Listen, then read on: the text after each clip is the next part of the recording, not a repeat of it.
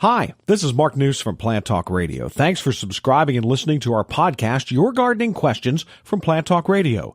To help keep this podcast free, we're partnering with Stoke Seeds. More than just a listing of vegetable and flower seeds, the Stoke Seeds website is a complete resource center with valuable information on seed starting, planting, and harvesting, plus all the gardening accessories you need to make your garden the envy of the neighborhood.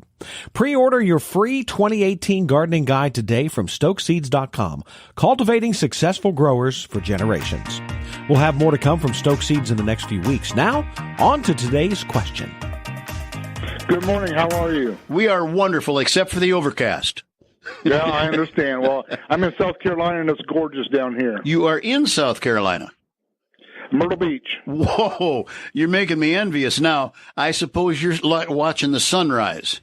Well, it's a little bit past sunrise, but I watched it on the way into work, and it was beautiful. Excellent. How can we help you down there, Rick? Well, I've got two azalea bushes at the front of my house, okay, and one has grown at a much faster rate than the other due to water runoff from my roof. Mm-hmm. And I would like to make them look symmetrical since they are so close together.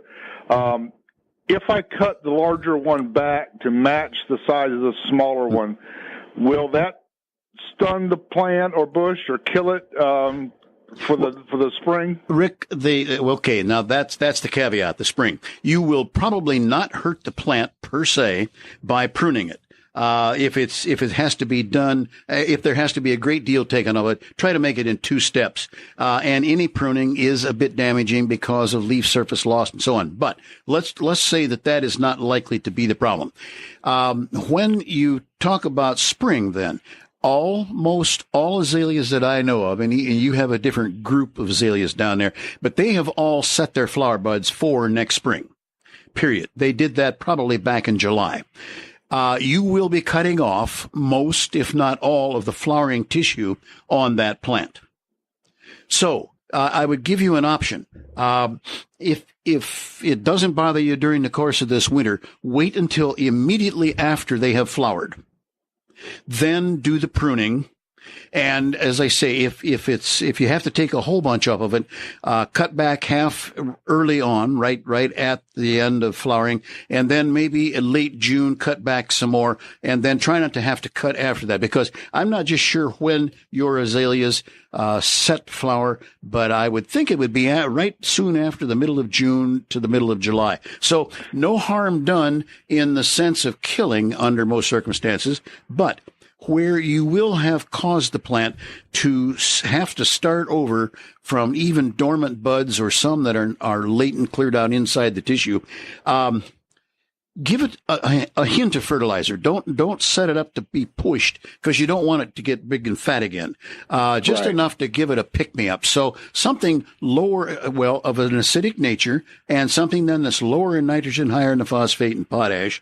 And well, again, I guess my common statement is prune following the bloom, and certainly this would be a case for it, so that you don't destroy the beauty of spring. That sounds good, Fred. Thank you so much for the advice. You're most welcome. Now, my daughter lives in North Carolina. South Carolina is even a different language, if you will. You must be a transplant down there. I am. I'm from Ohio, from Napoleon, Ohio. Okay, because you don't speak South Carolinian at all. Not right now, but I can when it's necessary. I see. Okay. Very good. We keep it up and keep us in your mind. We'll be glad to chat with you again. Thanks again for listening to the podcast. If you have a question for Fred, go ahead and email us, fred@planttalkradio.com.